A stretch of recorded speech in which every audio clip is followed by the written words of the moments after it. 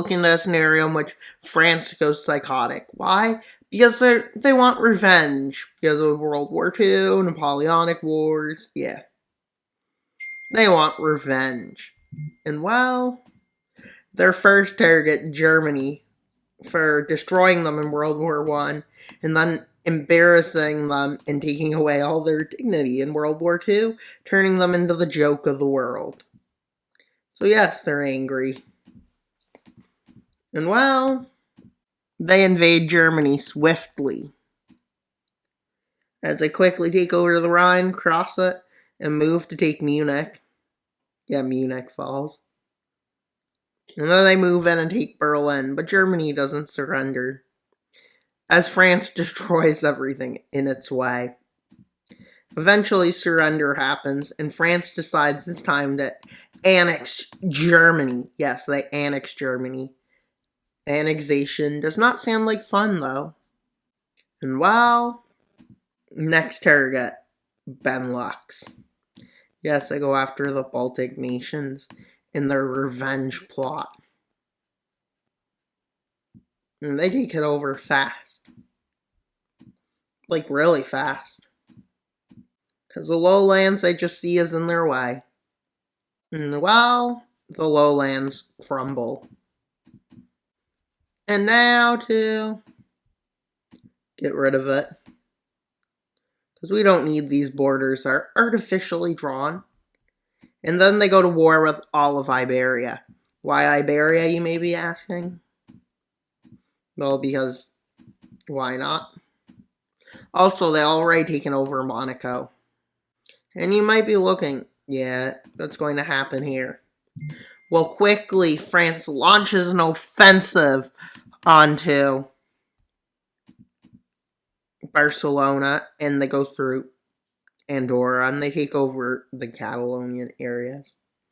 Then they launch an offensive across the northern coast. And then they slide down this coast. Yes, they slide down the coast. And then they move in. And they capture Madrid. But quickly they launch a spearhead doing this to help the forces into Portugal. And as that's happening, this starts getting smaller. Same with this front. Quickly they move in and take Lisbon. And then they move in and take Porto. And then they move down here. This is where Iberia surrenders. And you might think, oh, that wasn't that big of a deal. Look how much revenge France has taken already. France became revanchist or psychotic. France gone psycho.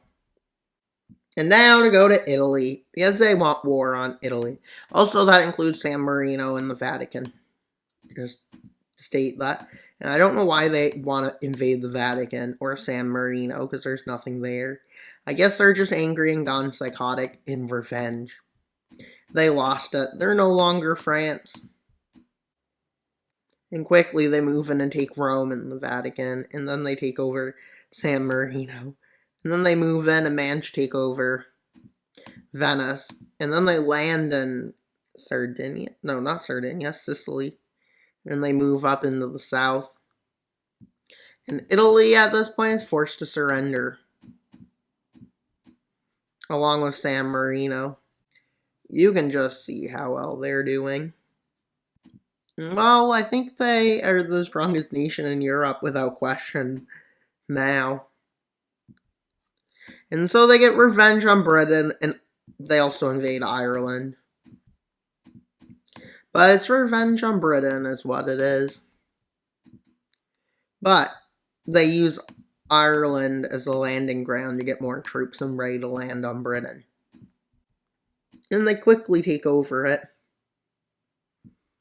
And they manage to land in Scotland to invade the UK. And well, they land in the south and quickly take London, but the UK doesn't surrender. And they melt. Yes, they melt. And they melt even more. And well, let's annex them. with their revenge on them being complete, basically. Wait, now they take over all of Eastern Europe. And by Eastern Europe, I don't mean all of Eastern Europe. Like, it doesn't include. How come Finland's considered Western Europe? Doesn't make sense. Literally Eastern Europe. And yeah, that's what's being considered by them. As they quickly advance from Germany. And they quickly move in and take Prague, and they start moving quickly into Poland. They don't advance instantly, no, and they take over Warsaw. But with the landscape here, it makes it easier. And they start moving into Belarus and Lithuania, and they manage to take both Minsk and Vilnius. And while they take over Riga, and then they manage to take over Tallinn. So yes, they got most of Eastern Europe done. And then they move in and take Bratislava, and then they manage to take Budapest from Hungary, collapsing Hungary in the process. And then they collapse Slovakia as they start entering Ukraine. And they move south in not Bulgaria, not that either, into Belarus. And while they quickly take Kiev, and Lviv, whatever. And then they move in and take Sumy. They make the Russian offensives here that happen not even make sense. But Ukraine collapses. And well, yeah, look at all this annexation they did. They annexed Poland, Czechia, Belarus, and all of Eastern Europe. And now they start preparing and moving troops towards the border of Romania, Croatia, Slovenia, and Serbia. I wonder why. And also Romania. And yes, you guessed it, they invade the Balkans. Well, you should have guessed it. And now, and also this time we're including Turkey. And well, they take over, they're on a takeover. And they come in fast, quickly connecting the two fronts that come in. And they move in and take over all of this. And they move into Serbia. They get stuck in the front lines. But in Romania, they move right in as Serbia starts losing ground. And while Albania falls back, and while Greece collapses, and then Bulgaria, and then quickly Turkey collapses. And after that, they annex all these lands. And while they start moving troops on the Alpine areas of Austria and Switzerland. And while that starts leading to advances, and while being efficient is what we need to do. And they have to take over these countries, because look how bad the borders would look if they didn't. And well, the Alpine takeover takes probably a week, with them somehow climbing mountains. And well, as you can guess, it goes very well. Now to just color them in. And well, they launch their invasion. Yeah. They take over them all. And they won't stop anytime soon. I don't think. As they start lining up troops with the Caucus nations to take them over. And we'll take them over. As they send an ultimatum to join them or get invaded. And well, they end up getting invaded, but so quick that there's no point in showing much. But the annexation. And now let's invade Russia. How far do they get? Can they take it all over? Well, they could. And well, yeah.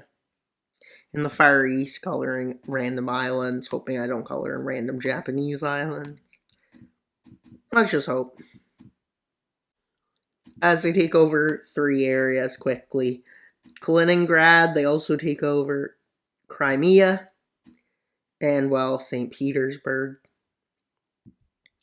And then their forces speed up as an invasion from the Caucasus happens. That meets up with this front from the rest of France. Well, they continue their advance. As they started advancing and they managed to cut off Karelia and the Kola Peninsula, this leads to them surrendering. And you might think, oh, that's not that great. But then they take over Volgograd. And while Russia's mobilizing, and they're moving the mobilization troops all the way to the Far East, along with the president, Putin. Yes, definitely a president. And while they take over Moscow, and then their front speeds up. And they go as far as they can get. How far can you advance? And they manage to get past the Ural Mountains down here. And they advance along it. With a massive encirclement happening. And not long after, it collapses. As so does this part of the front. And well, managed to move.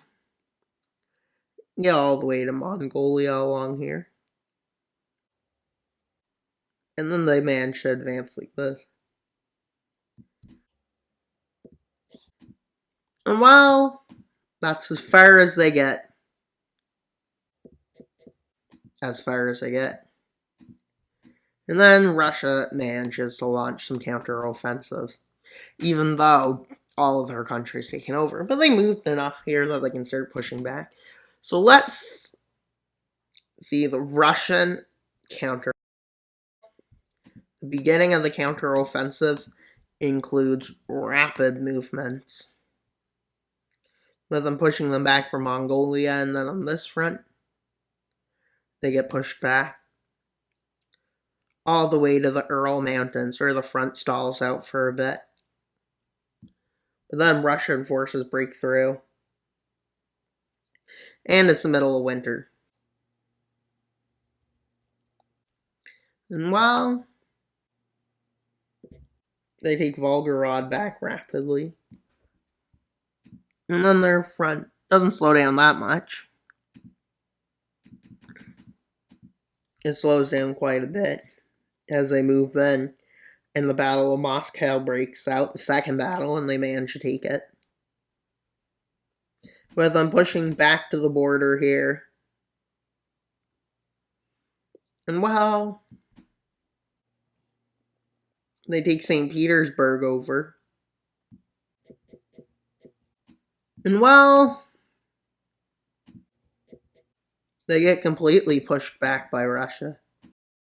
Where Crimea manages to launch a naval invasion onto Kaliningrad. And then an offensive is launched.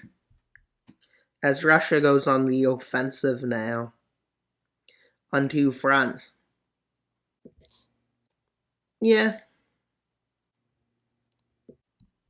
And then the Caucasus collapse. And they started advancing in Turkey. And well, let's go to Scandinavia. Yeah, they take over Finland pretty fast. And then they move into Scandinavia, with all of Scandinavia falling. And then they enter into Europe from Anatolia. And well, these two fronts here connect. And well, Denmark falls, and they use that to advance towards into Poland and take Berlin. As they take Warsaw, and forces are forced to withdraw from here, and they land in Italy, taking half of it over, and then they land in Britain, taking it over, and they also take over England. And then they take parts of France, but France manages to hold the front out here. But Russia comes up with a genius plan. They land in Iberia, and once France starts moving forces there, they launch a landing here. And then they launch an offensive here. With them being about to enter France, with them already entering France. With them connecting these two fronts, and they move into Paris. With France managing to take back Paris, and then some surrounding areas. And then France loses all access to the coast. And then they lose Paris again. And now for the peace treaty. France and puppets all of Europe. But they let the Caucus nations run free. Yes. And that's all for today's video. Please like, subscribe, and comment. Wild Mapper out, but until you subscribe. Why should you subscribe? So we get the 3,500 subscribers for our next subscriber special. Bye, guys.